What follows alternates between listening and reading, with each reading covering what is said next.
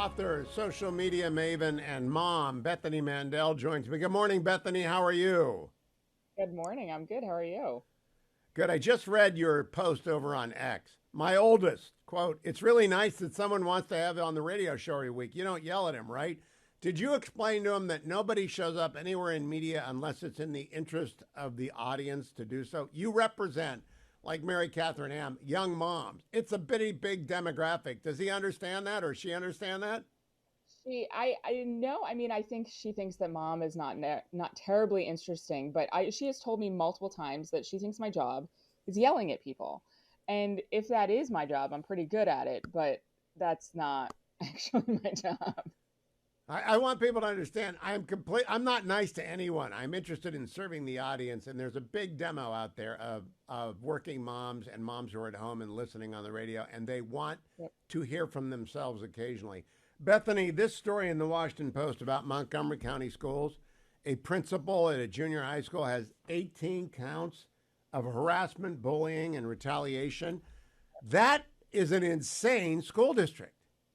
Yes, it's an insane school district. And what's so frustrating about it is that they're focusing so much on forcing kids to read all of these inclusive books.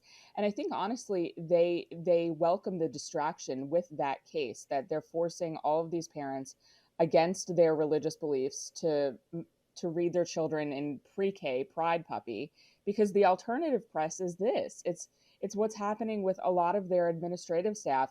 It's really bad. And this is far from the first time something like this has happened in Montgomery County, Maryland. So I contrast that with Governor Youngkin across the state line where you Mhm. should and could be living. Governor Youngkin is running on this issue, and he's not actually on the Yeah, ballot, but he's encouraging people to vote for Republicans across the state.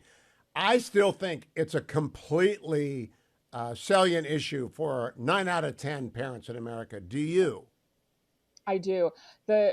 Following Youngkin's election, I spoke to a lot of friends who were in Northern Virginia, many of whom were very liberal, actually. I had one friend who was a former staffer at an abortion organization. So, like, could not get more far left than her. And also, she's a very specific voter on that issue. And she didn't love where Youngkin stood on that, but she said at the end of the day, my kid wasn't allowed to go to school for over a year. And she had a kid who had special needs, who needed speech therapy, who needed different kinds of therapies, and they were completely locked out over COVID.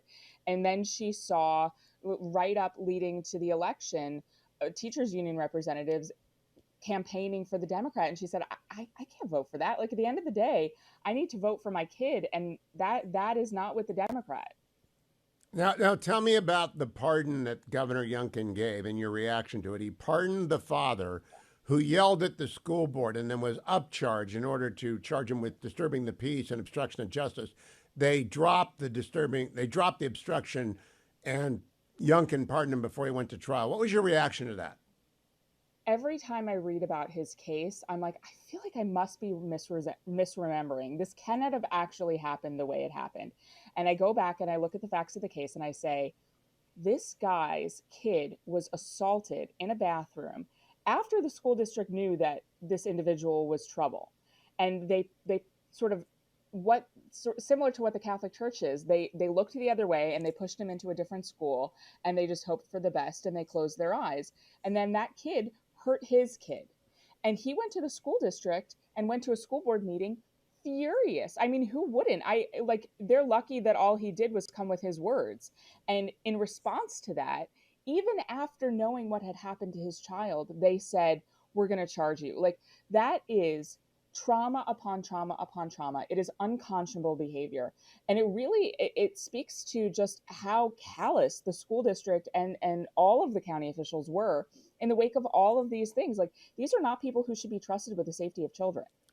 So now I'm going to take it to the highest level. In California, Governor Newsom is likely to sign, I didn't think he would, two bills that will make a parent's willingness to agree with their child's gender fluidity and issue a relevant fact in a custody case. How do you think that's going to strike a majority or a supermajority of parents? It is terrifying. I don't know how I mean, we joke about me staying in Montgomery County, but if I were a California parent, I would be packing my bags because what we're going to see, the unintended consequences of that decision We're going to see a lot of already not great parents deciding to tell their children that they are gender fluid or transgender, whatever, in order to just win court cases, to win custody cases. And they're going to medicalize their children in order to win a custody case. It's going to be horrifying. They're creating incentives for people to create issues in messy divorces. That's what they're doing. Yep. That's exactly right. And who loses it's really, there? really terrifying. The children lose, because divorce is never a good situation anyway. And now the state is creating an incentive structure which will involve the parents in trying to get it doesn't have to be a great percentage of people, but it's just mind-boggling, Bethany. And I think this is. Go ahead. I think that this is what happens when you have people who have too much privilege making laws. And I think it is a huge undercurrent, an undertow on the election of 2024. We shall see. Bethany Mandel is on X, the site formerly known as Twitter, at Bethany Shondark. Go and follow her and tell your oldest that it's not being nice, it's giving voices to moms across the United States. Thank you, Bethany.